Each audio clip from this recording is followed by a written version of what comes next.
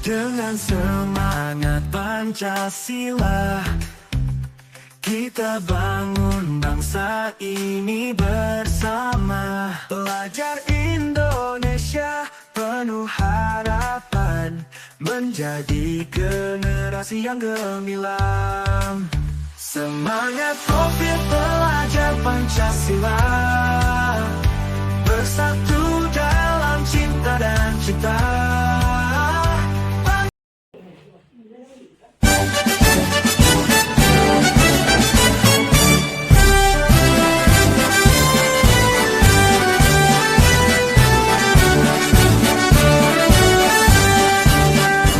Bulatkan tekad, kuatkan hati, negeri ini memanggilmu kawan.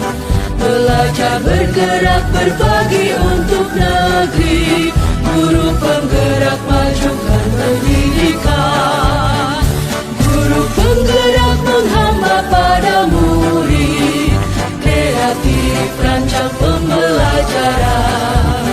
Hargai potensi, tingkatkan prestasi, lahirkan profil pelajar Pancasila. Belajar, bergerak, berbagi untuk negeri, kita menjalin kolaborasi. Belajar, bergerak, berbagi untuk negeri, demi bakti pada Ibu Pertiwi.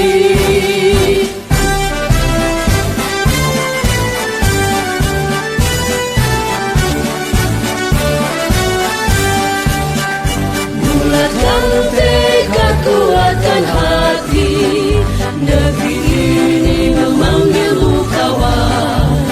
Belajar, bergerak, berbagi untuk negeri, guru penggerak majukan pendidikan. Guru penggerak menghamba pada murid, kreatif rancang pembelajaran.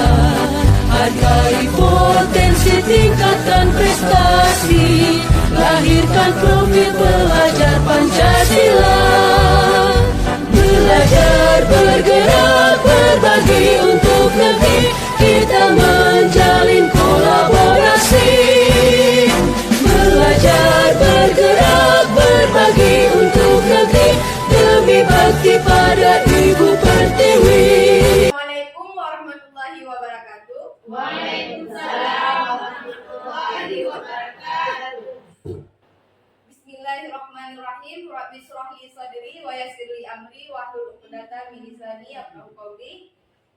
Puji berserta syukur marilah sama-sama kita panjatkan hadirat Allah Subhanahu wa taala, yang mana pada hari ini kita diberi kesehatan sehingga kita dapat berkumpul di SMK yang kita cintai ini.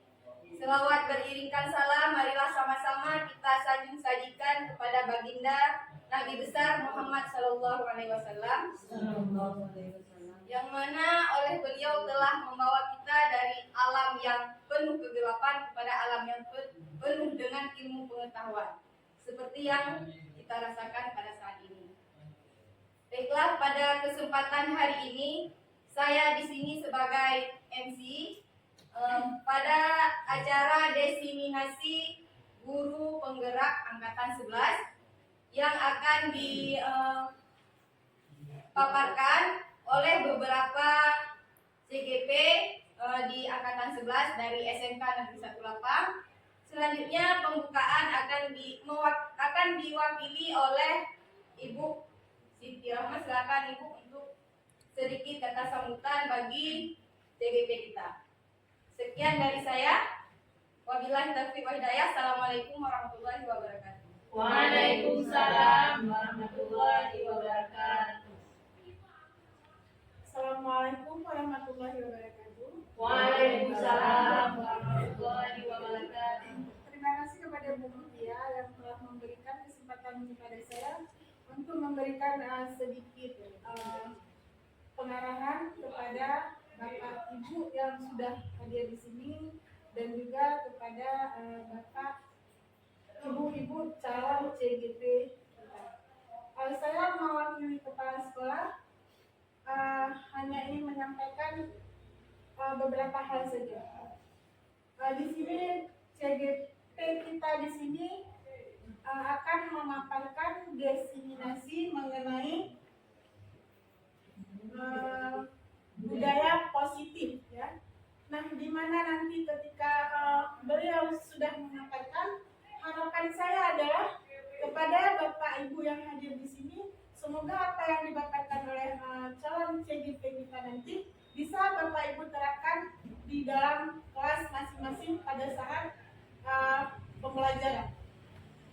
Semoga kedepannya sekolah kita akan menjadi sekolah yang lebih baik lagi, baik dalam proses pembelajaran maupun dalam kegiatan-kegiatan yang khususnya yang dapat memotivasi siswa, guru supaya pembelajaran kita ke depannya akan menjadi pembelajaran yang berpihak kepada murid seperti yang diharapkan oleh Ki Hajar Dewantara.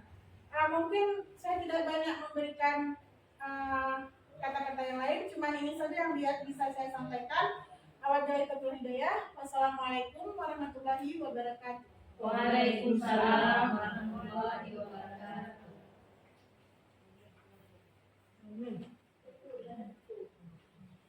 Baiklah, sama-sama sekarang kita akan menyaksikan pemaparan dari salah satu CGP kita yang akan memaparkan tentang materi pada hari ini, yaitu tentang diseminasi budaya positif. Kepada Ibu kami persilahkan. Assalamualaikum warahmatullahi wabarakatuh.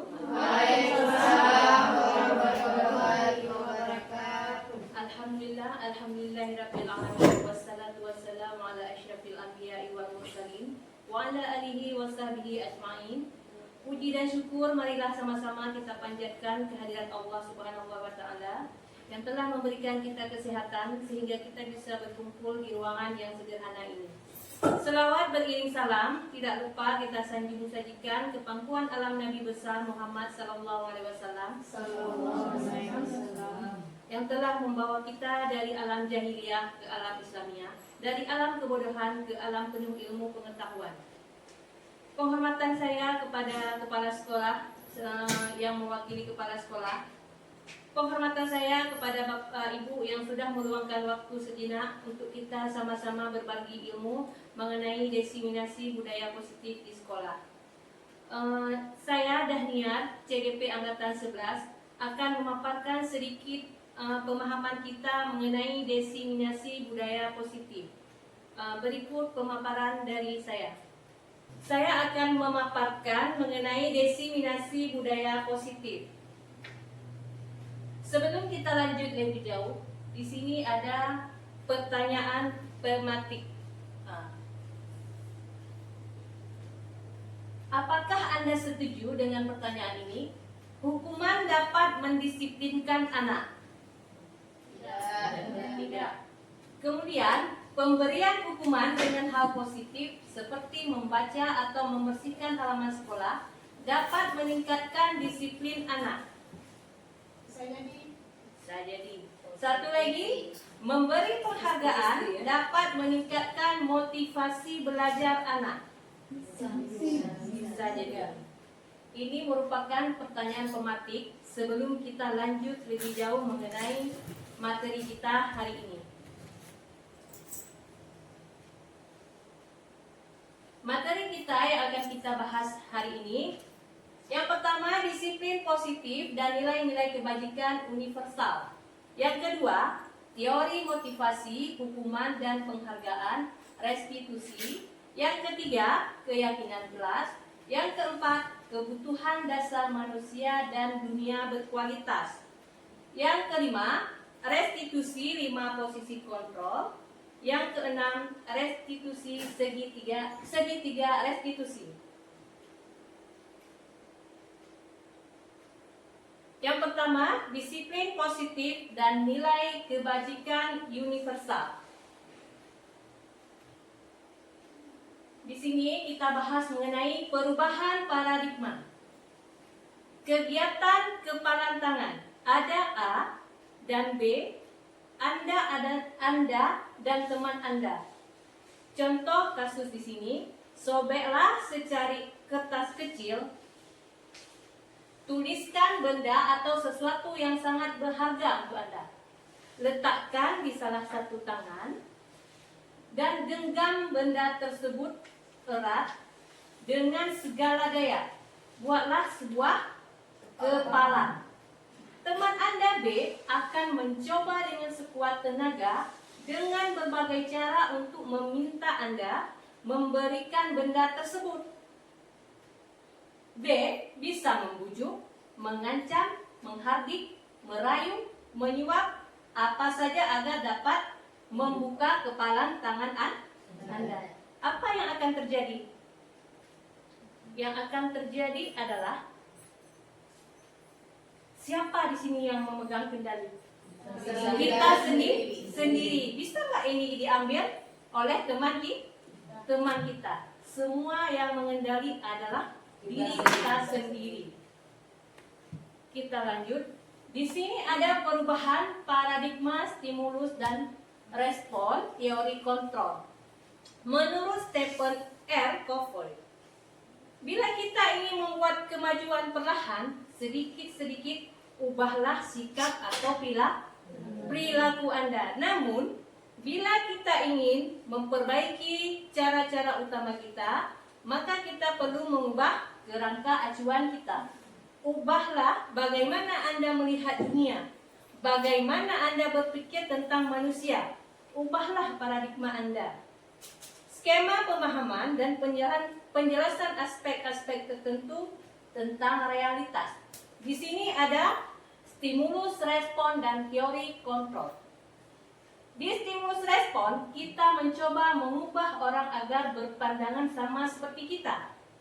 Tetapi di teori kontrol, kita berusaha memahami pandangan orang lain tentang dunia. Kemudian di perilaku buruk dilihat sebagai suatu kesalahan. Tetapi di teori kontrol, semua perilaku itu mempunyai tujuan. Tidak semua salah. Kemudian orang lain bisa mengontrol saya. Tetapi di teori kontrol, Anda tidak bisa mengontrol orang lain. Stimulus respon, pemaksaan ada pada bujukan gagal. Kalau di teori kontrol, kolaborasi dan konsensus menciptakan pilihan baru. Satu lagi, model berpikir menang kalah di stimulus respon. Kalau di teori kontrol, model berpikir menang.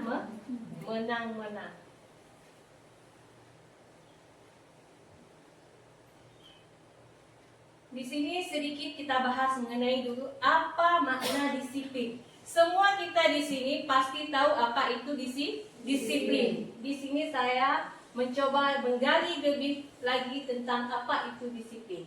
Disiplin berasal dari bahasa Latin yang artinya disiplina, artinya belajar.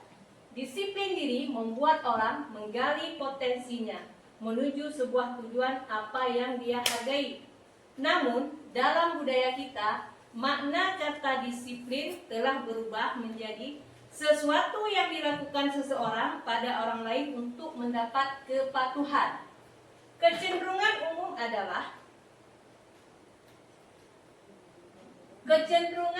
adalah menghubungkan kata disiplin dengan ketidaknyamanan, bukan dengan apa yang kita hargai atau pencapaian suatu tujuan mulia.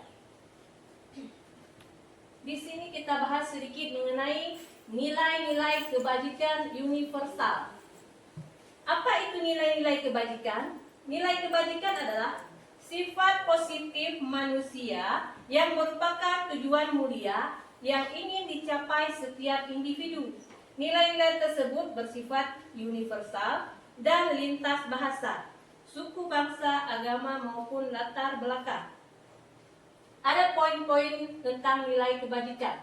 Setiap perilaku, perbuatan memiliki satu tujuan. Yang kedua, dengan mengaitkan nilai kebajikan yang diyakini seseorang, maka motivasi intrinsiknya akan terbangun, sehingga menggerakkan motivasi dari dalam untuk dapat mencapai tujuan mulia yang diinginkan. Kemudian, Nilai-nilai kebajikan yang ingin dicapai oleh setiap anak Indonesia kita dengan profil pelajar Pancasila. Tentunya sekolah kita sudah menerapkan itu. Ada beberapa profil pelajar Pancasila, yaitu beriman, bertakwa kepada Tuhan Yang Maha Esa dan berakhlak mulia, mandiri, bernalar kritis, berkebinekaan global, bergotong royong dan kreatif. Ada 6 profil pelajar Pancasila yang semua kita di sini sudah menerapkannya ataupun sudah tahu apa itu profil pelajar Pancasila. Lanjut ke teori motivasi, hukuman, dan penghargaan restitusi.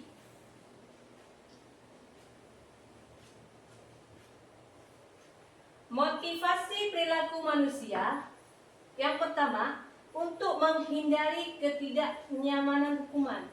Contoh, apa yang akan terjadi apabila saya tidak melakukannya?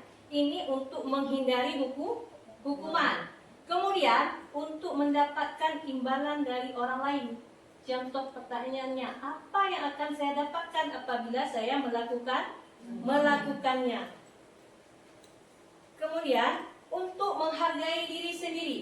Saya akan menjadi orang yang seperti apa bila saya melakukannya.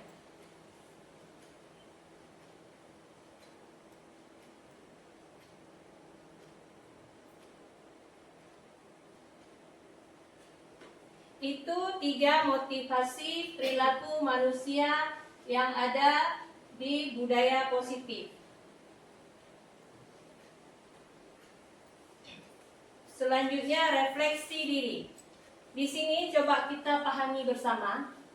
Sebagai seorang guru, saat Anda hadir mengajar di kelas tepat waktu, motivasi apa yang mendasari tindakan Anda?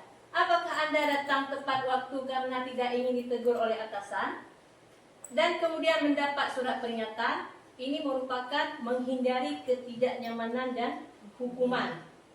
Kemudian, Anda ingin mendapat pujian dari atasan dan mendapat penghargaan sebagai guru berprestasi. Itu namanya mendapat imbalan atau penghargaan orang lain. Atau Anda ingin menjadi orang yang menghargai waktu, menghargai diri Anda sendiri sebagai teladan bagi murid Anda, karena Anda percaya tindakan Anda sebagai guru akan dicontoh oleh murid-murid Anda. Menghargai nilai diri sendiri. Kira-kira manakah motivasi yang paling kuat mendasari tindakan Anda, atau bahkan kombinasi dari 2 motivasi, atau bahkan ketiga-tiganya Anda miliki? Kira-kira kita di sini apa yang paling menonjol di sini yang kita miliki? Apakah kita datang ke sekolah berharap dapat pujian, atau kita takut kena teguran dari kepala sekolah? Kira-kira motivasi mana yang harusnya ada dalam benak kita? Ingin menjadi orang, ingin menjadi orang yang menghargai waktu. Jadi kita bertanggung jawab terhadap pekerjaan kita. Iya. Dari 3 motivasi ini, memang yang paling cocok yaitu yang terakhir. Di sini kita menjadi orang yang menghargai waktu, menghargai diri Anda sendiri sebagai teladan murid.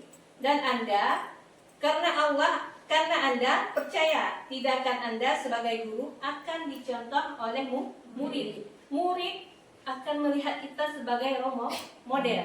Guru datangnya telat, murid lebih terlambat lagi. Karena kita di sini sebagai role model bagi siswa. Apa yang kita perbuat, siswa pasti akan mengikuti apa yang kita lakukan.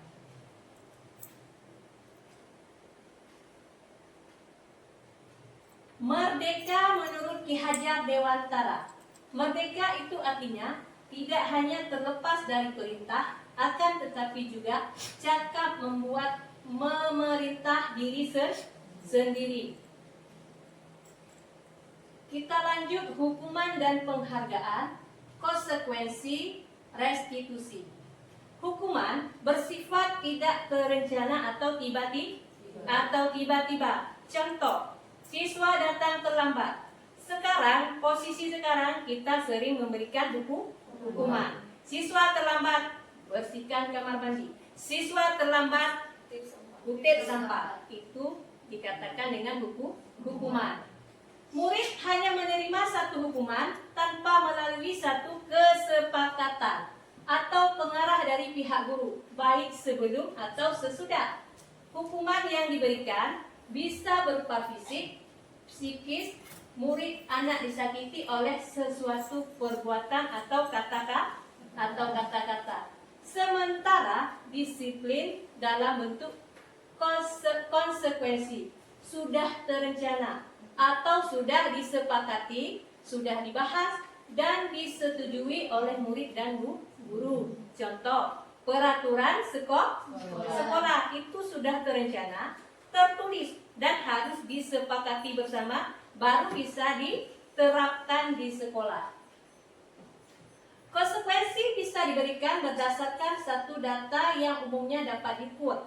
Misalnya, setelah 3 kali tugasnya tidak diselesaikan pada batas waktu tertentu, maka murid melakukan kegiatan di luar kegiatan pembelajaran. Misalnya, mengobrol, maka murid tersebut akan kehilangan waktu bermainnya dan harus menyelesaikan tugas karena ketertinggalannya. Peraturan dan konsekuensi yang mengikuti ini sudah diketahui sebelumnya oleh murid. Guru di sini senantiasa memonitor murid. Apa itu restitusi? Restitusi adalah proses menciptakan kondisi bagi murid untuk memperbaiki kesalahan mereka, sehingga mereka bisa kembali pada kelompok mereka dengan karakter yang lebih kuat. Restitusi juga merupakan proses kolaboratif yang mengajarkan murid untuk mencari solusi untuk masalah mereka dan membantu murid berpikir tentang orang seperti apa yang mereka ingin menjadi tujuan mulia dan bagaimana mereka harus memperlakukan orang lain. Ada 2 identitas. Yang pertama, identitas gagal. Yang kedua, identitas sukses. Identitas gagal yaitu hukuman. Identitas sukses yaitu disiplin. Disiplin ada 2. Yang pertama ada konsekuensi. Yang kedua restitusi. Di hukuman, sesuatu yang menyakitkan harus terjadi. Tidak nyaman untuk murid untuk jangka waktu panjang. Contoh seperti tadi, dia terlambat. Kita suruh membersihkan WC. Kan akan tertanam di benak mereka, kalau saya terlambat pasti membersihkan WC. Kalau kawan melihat, saya akan malu. Konsekuensinya, sesuatu harus terjadi. Restitusinya merupakan pilihan. Setiap perbuatan ada konsekuensi dan harus ada pertanggungjawaban. Kemudian, kalau hukuman, korban mendapat keadilan. Kalau di disiplinnya, korban bisa diabaikan. Kemudian restitusi, korban bisa mendapatkan ganti. Ini saya kasih contoh. Misalnya, anak dalam bermain, mereka bermain voli nih ceritanya. Bermain voli ada panas-panasnya. Panas antara tim 1 dengan tim 2. Tarik menarik baju sehingga kancing terlepas. Ini contoh. Si A terlepas kancing si B. Kalau di sini kita mau mendisiplinkan anak, bagaimana cara kita yang lebih efektif? Misalnya si B yang bersalah, kita suruhlah si B ini minta maaf kepada si A. Konsekuensinya apa? Tadi kancing terlepas kan? Dia harus pasang kembali kancing itu supaya ada yang dikatakan mendapat ganti. Jadi apa yang diperbuat harus dikembalikan seperti semula lagi, bertanggung jawab dan tidak lupa meminta maaf. Tetapi di sini misal memberikan hukuman, udah kamu salah, hukuman selesai. Kalau di disiplin ini, di restitusi harus ada istilahnya ganti rugi lah. Harus kita kembalikan seperti semula. Kemudian ada perilaku pasif agresif meningkat. Sistem tidak akan berjalan bila murid tidak takut ke hukuman. Disiplin di sini di konsekuensinya penguatannya hanya bertahan dalam jangka waktu pendek. Masalah di restitusi, masalahnya terpecahkan. Kemudian konsekuensi memerlukan monitoring dan supervisi terus-menerus dari guru. Restitusinya, murid bertanggung jawab untuk perilaku yang sudah diperbuat. Kita lanjut ke keyakinan kelas.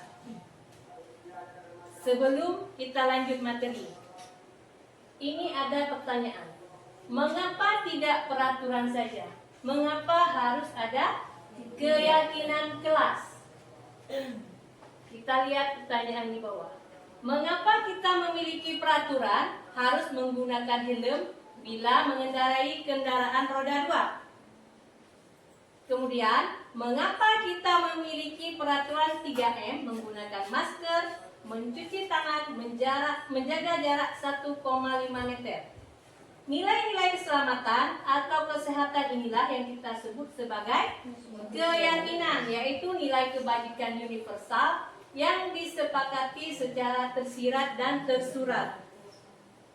Untuk mendukung motivasi intrinsik, kembali ke nilai-nilai keyakinan-keyakinan, lebih menggerakkan seseorang dibandingkan mengikuti serangkaian peraturan-peraturan. Di sini ada peraturan dan nilai kebajikan yang dituju. Peraturannya, selalu kembalikan buku ke tempatnya. Kira-kira nilai kebajikan yang dituju itu apa? Ya, dilarang mengganggu orang lain. Nilainya apa? Mantap. Hadir di sekolah 15 menit sebelum pelajaran dimulai. Kemudian dilarang melakukan kekerasan. Dilarang menggunakan narkoba.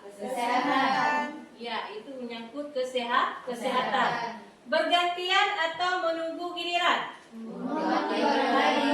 Ya, menghormati orang lain dan bersabar. Gunakan masker. Ya, kesehatan dan keselamatan. Kemudian jangan berlari di kelas atau koridor.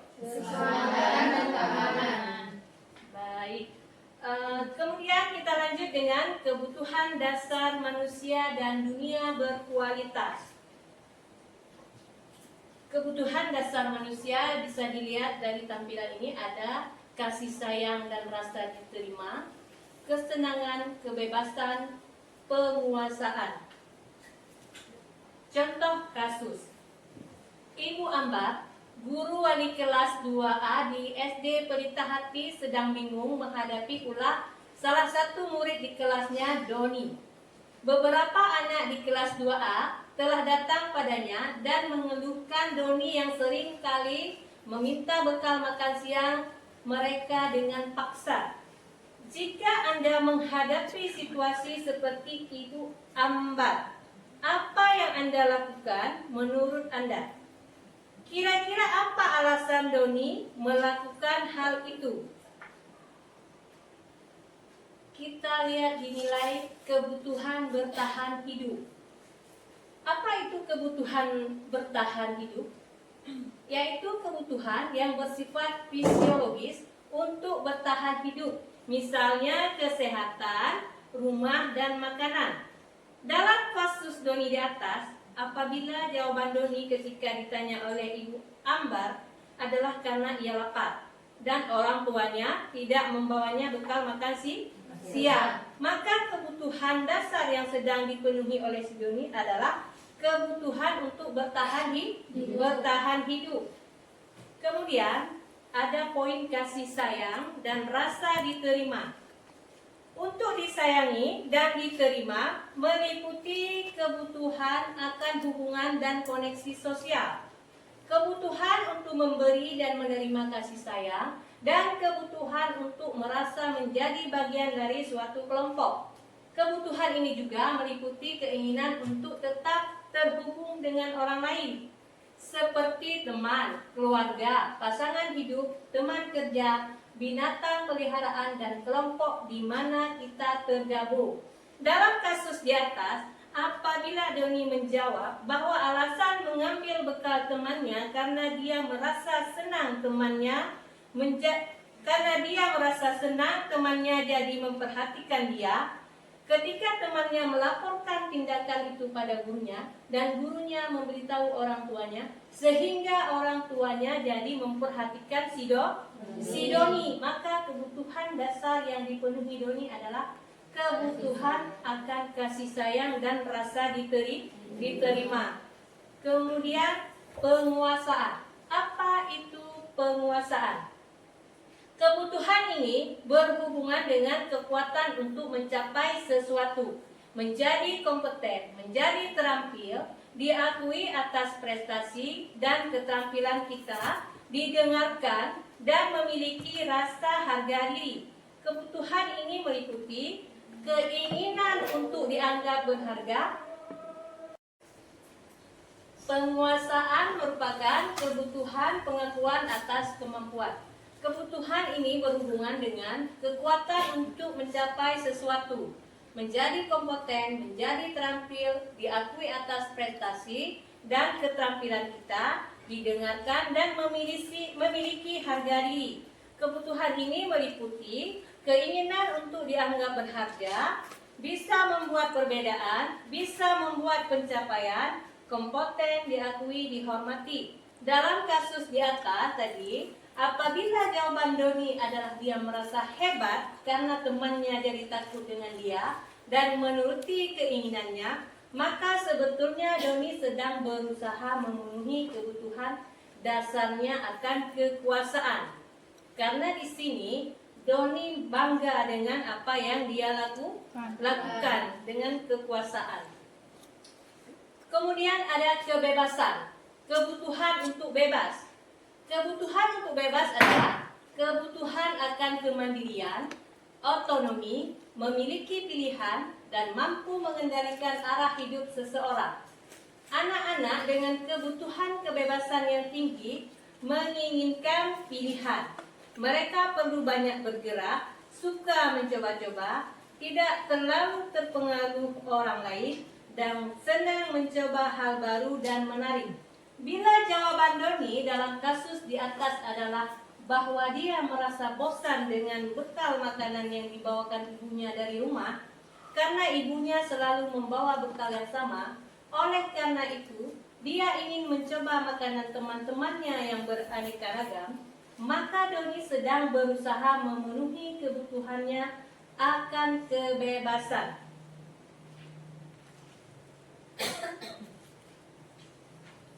Satu lagi kesenangan ya.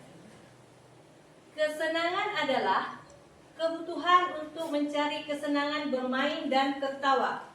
Bayangkan hidup tanpa kenikmatan apapun.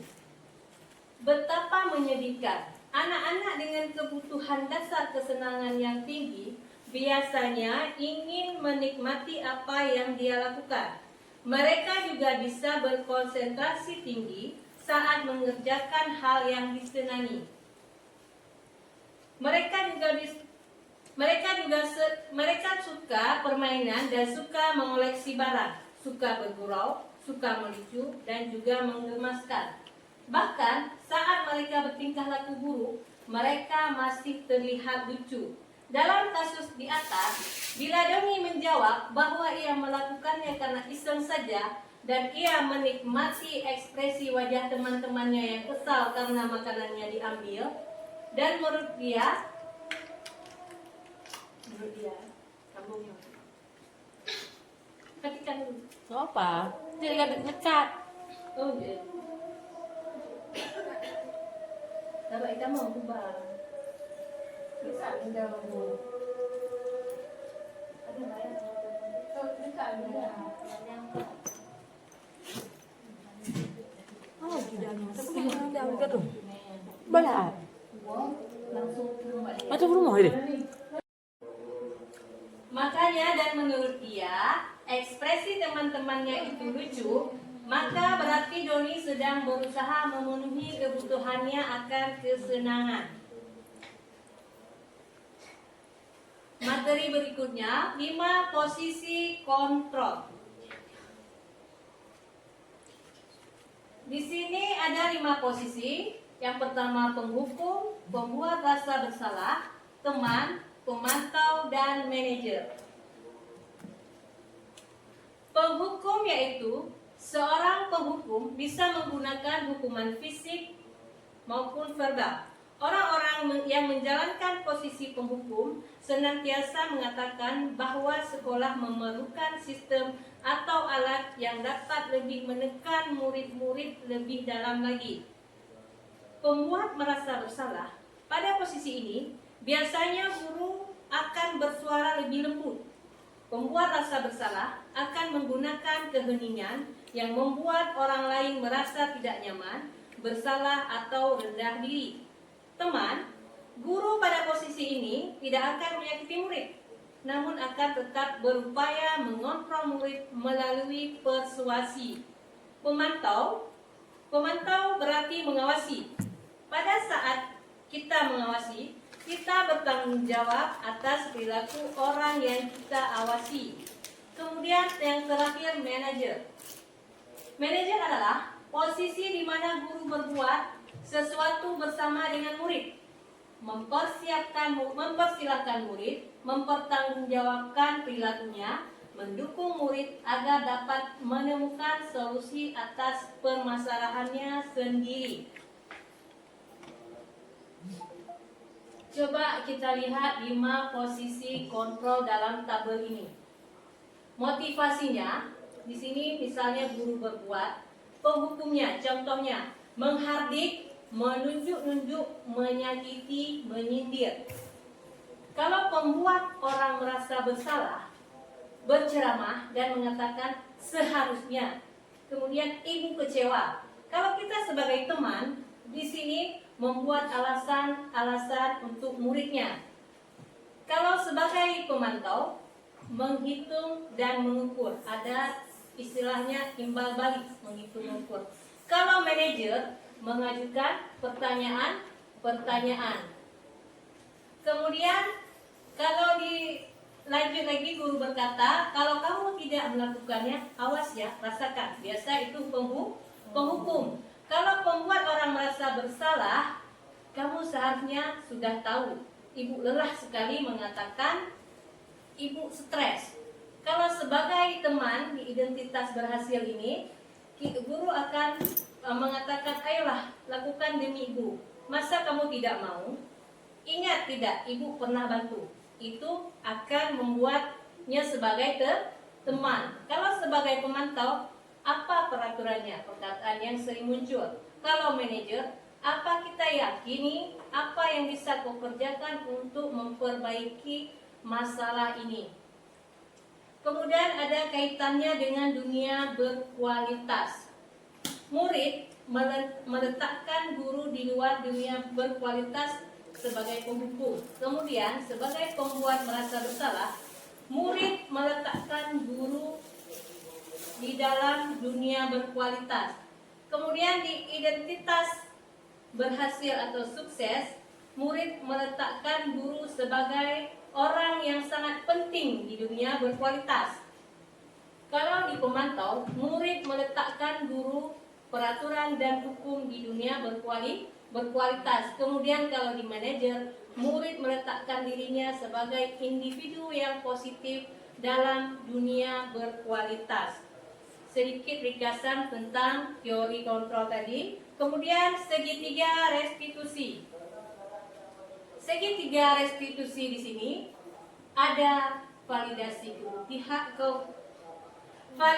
kebutuhan, menstabilkan identitas, menanyakan keyakinan. Di sini di validasi kebutuhan, membantu siswa menggali kebutuhan yang ingin dipenuhi ketika melakukan kesalahan itu. Contoh pertanyaannya misalnya, kamu tentu punya alasan mengapa kamu melakukannya itu. Kemudian, adakah cara yang lebih efektif untuk mendapatkan apa yang kamu butuhkan? Kemudian cara guru menstabilkan identitas. Setiap orang pasti pernah melakukan kesalahan, jadi guru tidak langsung menghukum siswa. Satu kata lagi, kamu bukan satu-satunya yang pernah melakukan kesalahan itu. Sesudah itu, baru kita menanyakan keyakinan. Anak melihat kesalahannya dihubungkan dengan norma sosial dan nilai-nilai yang mendasari manusia berinteraksi dengan orang lain.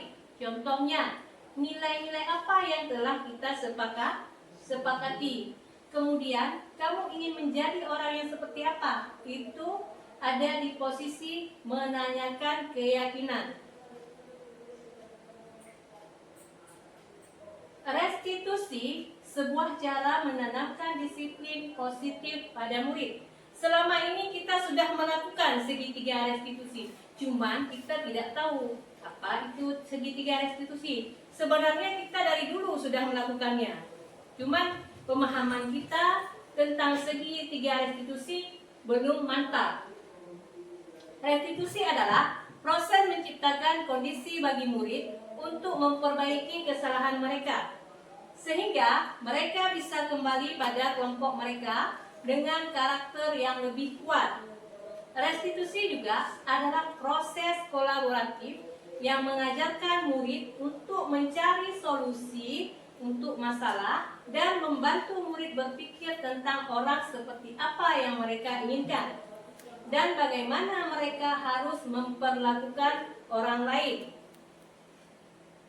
9 ciri-ciri restitusi. Bukan untuk menembus kesalahan, namun untuk belajar dari kesalahan. Kemudian memperbaiki hubungan. Kemudian tawaran bukan paksaan. Restitusi menuntut untuk melihat ke dalam diri.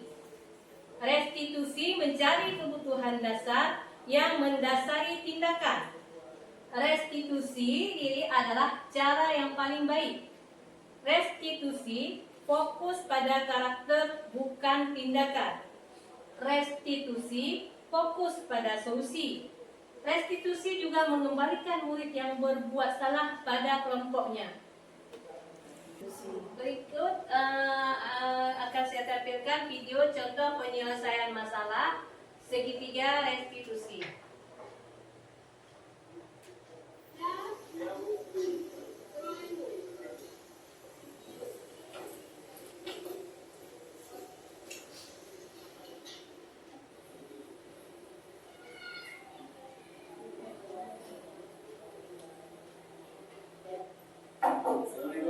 Salam, silakan duduk.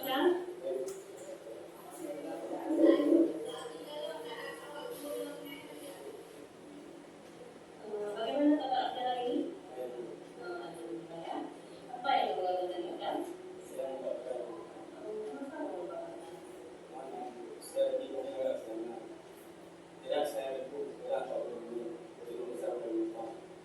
Jadi kamu takut kalau demikian ya? Kenapa kamu mesti takut dengan demikian? Kan bukan kamu aja yang melakukan kesalahannya, atau orang lain juga yang melakukannya. Nah, kamu punya alasan ya kenapa? Saya tidur di mana? Yang paling serangan. Dan saya yang ini mengenai kemudian kalau ini saya rasa ini bisa berusaha. Oh itu. Saya sering juga mendengar dari guru lain. Kalau kamu sering datang terlambat, itu dari kota. Ada, senang itu juga berarti hati dengan kondisi kamu pasti paham kan? Seberapa dan masuk sekolah. Ya. Jadi menurut kamu kira-kira sekolah apa yang sudah kamu lakukan? Dan? Iya, berpakaian. Bagus, berarti kamu sudah tahu setelah kamu. Ada nggak caranya agar begitu agar tidak datang terlambat ke sekolah? Saya akan coba menjawab. Ya, itu usahakan bangun di awalnya. Biasanya kamu bangun ya Pak? Jam 6. Sekarang coba kamu bangun dari awal ya, pukul 5 atau pukul 5:30 bisa. Saya akan mencoba menciptakan alarm menjadi 5:30. Bagus. Kalau gitu, kalau boleh masuk ke kelas sekarang, jangan diulangi ya pelajarannya. Belajarnya lagi tiap hari.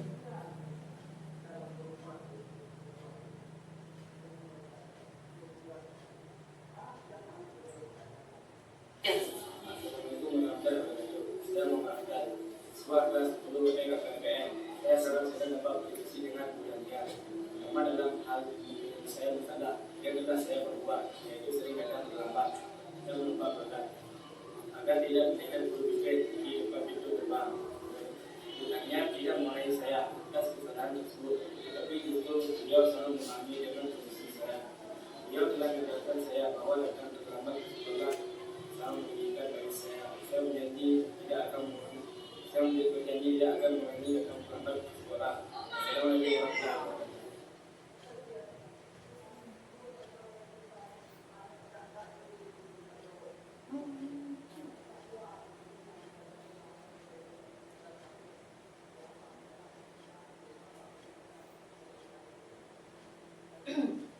Dari kasus yang saya tampilkan tadi, di sini guru sudah melakukan menyelesaikan permasalahan dengan segitiga restitusi.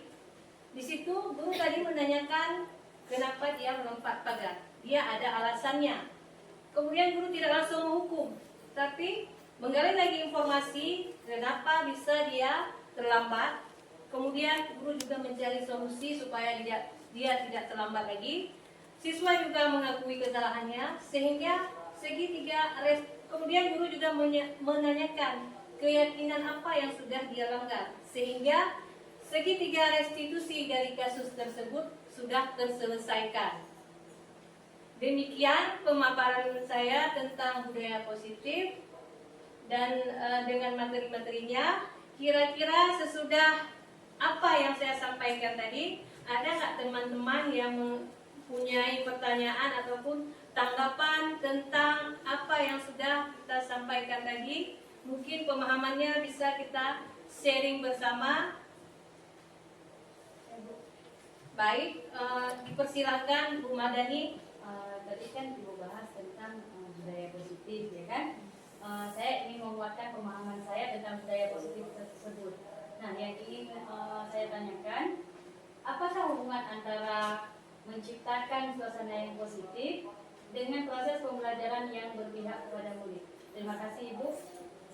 Baik, saya menanggapi sedikit pertanyaan dari Ibu Madani. Mungkin nanti ada kawan-kawan lain yang mau menambahkan, boleh. Di sini hubungan antara menciptakan suasana positif di lingkungan sekolah dengan proses pembelajaran yang berpihak pada murid itu sangat erat. Ketika suasana positif di lingkungan tercipta, maka proses pembelajaran yang berpihak pada murid itu akan lebih mudah dicapai. Ada lagi yang ingin bertanya? Baik, silahkan Bu Poli. Kira-kira dalam membuat keyakinan kelas, apakah ada kendalanya atau tantangannya? Di sini di sekolah kita sudah kita buat keyakinan kelas. Tantangan yang dihadapi terkait keyakinan kelas adalah dalam hal menanamkan keyakinan kelas pada peserta didik untuk menumbuhkan motivasi intrinsik yang kita jelaskan tadi dalam diri peserta didik. Karena pemahaman yang sudah tertanam selama ini adalah peraturan, bukan keyakinan. Itu merupakan mereka dasar bertindak. Kira-kira itu yang bisa saya jelaskan terhadap pertanyaan Bu Moni tadi. Kira-kira ada tanggapan lain dari kawan-kawan? Kalau tidak ada yang bertanya, mungkin ada lagi. Ya, silakan Bu Sana. Mengapa disiplin dianggap lebih efektif daripada hukuman dalam membangun budaya belajar positif? Iya, mengapa disiplin itu lebih efektif? Di sini tadi kan sudah kita jelaskan itu mengenai hukuman disiplin. Disiplin lebih efektif daripada hukuman karena mendorong kesadaran siswa untuk mentaati peraturan yang telah dibuat. Ya, ada lagi Bu Desi, silakan. Jadi pemaparan Ibu ada beberapa posisi kontrol guru yang Ibu tampilkan. Kira-kira posisi kontrol guru yang bagaimana yang dapat mewujudkan budaya positif di sekolah? Ada nggak kawan-kawan yang bisa membantu saya menjawab atau memberi tanggapan? Posisi kontrol mana yang bisa kita pakai? Oke, saya akan mencoba menjawab pertanyaan yang ditanyakan sama Bu Desi. Menurut pemahaman saya, posisi kontrol guru yang terbaik adalah sebagai manajer.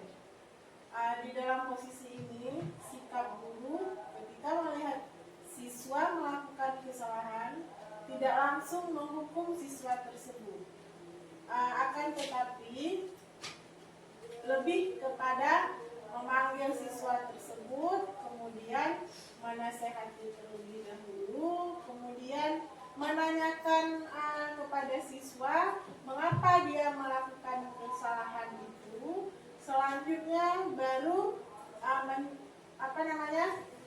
setelah kita menanyakan kenapa dia melakukan itu, kemudian setelah dia menjawab, kita kan tadi sudah membuat kesepakatan kelas. Nah, kita tanyakan juga kepada siswa tersebut kesepakatan apa yang sudah dia lakukan. Kemudian baru sama-sama kita dengan siswa mencoba mencari solusi untuk permasalahan yang dihadapi oleh siswa tersebut. Mungkin itu yang bisa saya sampaikan.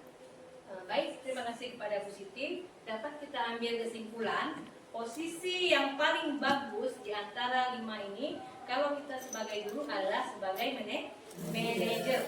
Guru di sini tidak sebagai penghukum, tidak sebagai teman, tidak sebagai pemantau, tapi lebih cenderung sebagai manajer.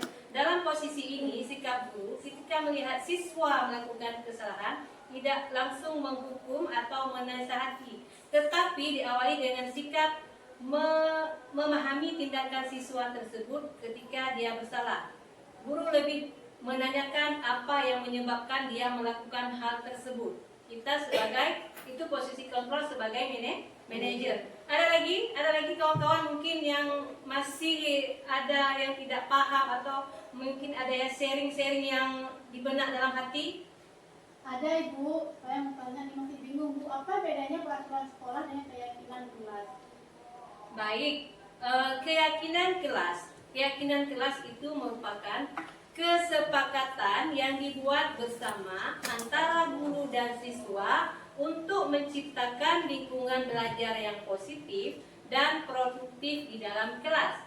Kalau peraturan kelas itu biasanya dibuat oleh guru tanpa melibatkan siswa. Kalau yang sekarang kita terapkan di sekolah, lebih bagus saya rasa keyakinan kelas. Jadi guru dan siswa itu saling tukar pendapat untuk membuat suatu keyakinan kelas yang bisa dilaksanakan secara bersama, melebihi peraturan. Kita bilang kalau keyakinan itu kan udah sepakat. Jadi anak pun ada misalnya bisa mengeluarkan apa yang mereka harapkan yang terjadi di dalam kelas, bukan dibuat oleh guru itu sendiri. Berarti Bu, pemahaman saya ya dari apa yang dipaparkan, kalau keyakinan kelas itu dari 2 arah, sementara kalau peraturan itu hanya dari 1 arah, ya, hanya dari guru gitu. Tapi tidak ada pendapat siswanya. Gitu. Iya, betul sekali. Memang bagusnya kalau sekarang di kelas kita buat yaitu keyakinan kelas. Jadi siswa dan guru itu bisa bertukar pendapat di dalam membuat suatu kesepakatan. Ada lagi? Tidak ada Bu. Baik, kalau tidak ada lagi, saya ucapkan terima kasih atas partisipasi kita semua. Semoga apa yang kita lakukan hari ini bermanfaat bagi kita. Dapat saya simpulkan materi kita hari ini yaitu guru hendaknya menjadi manajer untuk siswa-siswinya agar pendidikan anak terlaksana dengan baik. Kemudian, guru merupakan dasar pembentukan pembelajaran yang berpihak kepada peserta didik. Yang ketiga, budaya positif dimulai dari diri sendiri, karena kita hanya sanggup mengontrol diri sendiri dan tidak sanggup mengontrol orang lain. Demikian pemaparan saya hari ini mengenai diseminasi budaya positif. Terima kasih atas perhatian Bapak Ibu semua. Saya ucapkan Assalamualaikum warahmatullahi wabarakatuh. Waalaikumsalam.